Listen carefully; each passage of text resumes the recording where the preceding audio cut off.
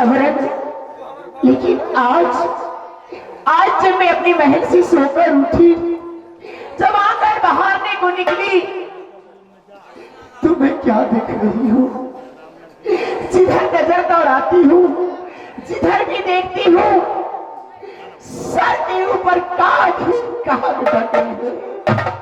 उदासी ही उदासी छा रही है।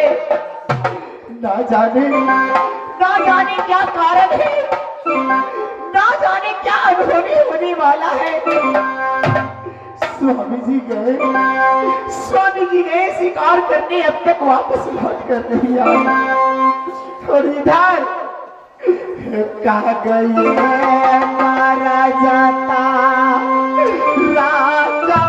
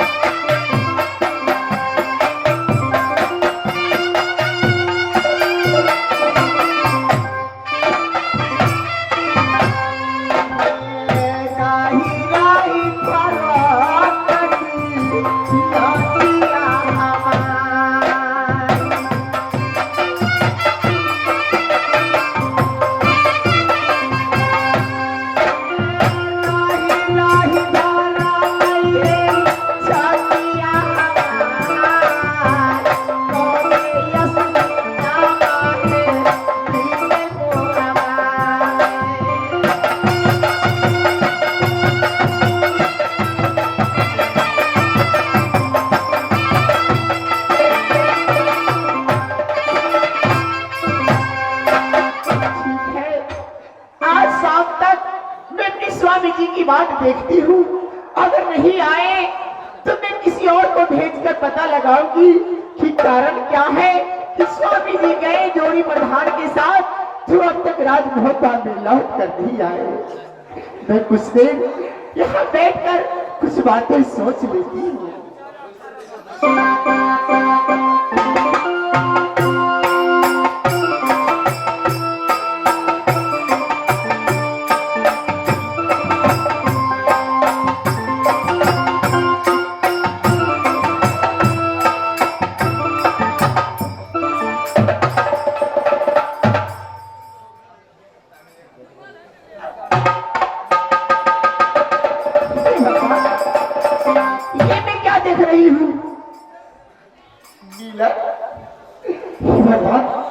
ये तो मेरे स्वामी जी के साथ साथ थे, लेकिन मैं इसे कुत्ते का रूप देख रही हूँ।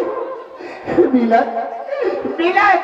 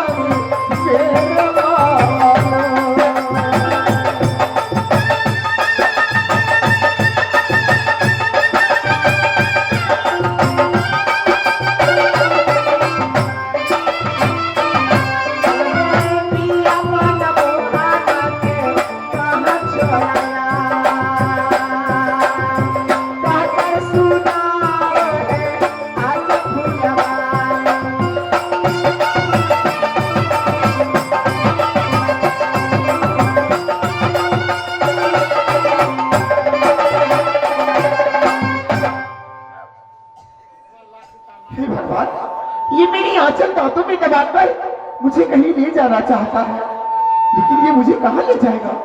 ठीक है, इस वक्त मैं इसके साथ जाना ही उचित समझती हूँ। मैं इसके संग जा रही हूँ।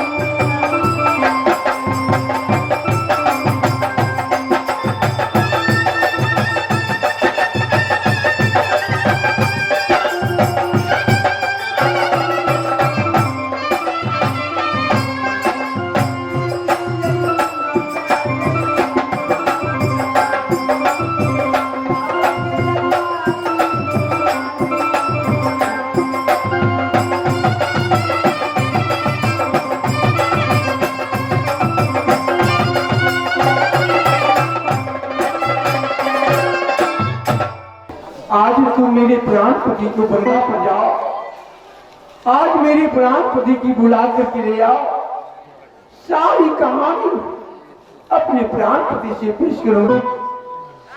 प्राण पति को सारी कहानी को सुनी, जैसे मेरी बदन बच्चा की कोड़ा मेरे देवर जी माने अपनी पैरों के जूता से मुझे बदन पर माने। क्यों नहीं मेरा निधि, जल्द से जाओ और मेरे प्रधानपति की बुला के ले आओ। ठीक है मेरा निधि, आप बैठ जाइए, मैं अवश्य जा रही हूँ। आप चाली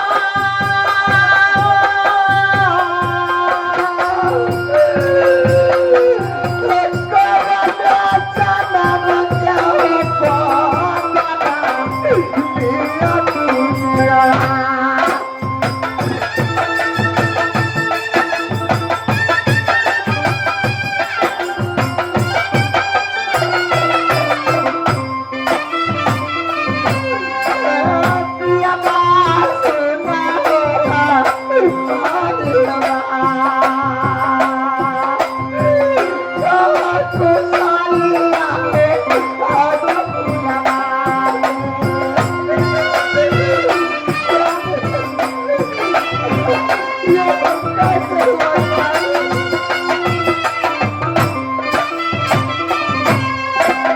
मोरन वाली, ये पूरा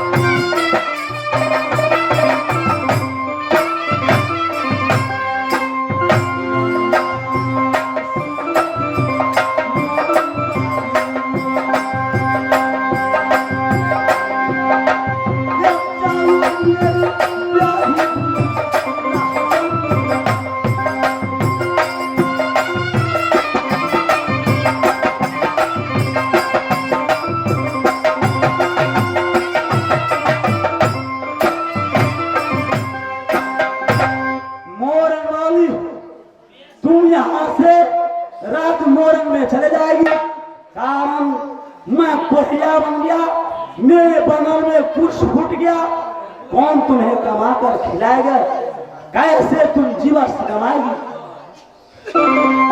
स्वामी, ये आप क्या कह रहे हैं? आपकी ऐसी दशा और मैं आपको छोड़कर चली जाऊं? नहीं स्वामी, ये मेरे बस की बात नहीं। स्वामी, मैं आपकी पत्नी हूँ, आपकी अर्धांगिनी हूँ, आपकी चरणों की दासी हूँ, मुझे इस चरणों में रहने दीजिए स्वामी। मैं आपसे अलग नहीं रह सकती स्वामी। तुम सुंदरी नारी है मोरन वाली, स्वामी तुम सुंदरी नारी है, सती नारी है, तुम्हारी शादी कोई किला में हो सकता, इसलिए तुम्हारी सूरत पर कोई भी मोहित हो जाएगा। मरा